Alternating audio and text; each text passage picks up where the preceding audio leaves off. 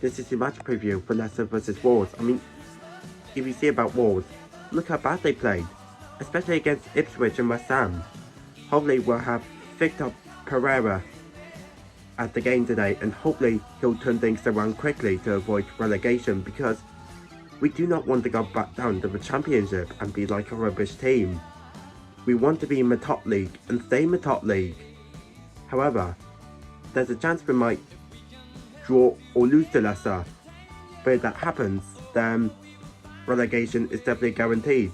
But after that, we'll play Man United at Molineux on Boxing Day. So hopefully, Victor Pereira will turn things around quickly, because obviously, we do not want to get relegated. And hopefully it doesn't happen. Hopefully we can get 3 points today and we can hope for the best.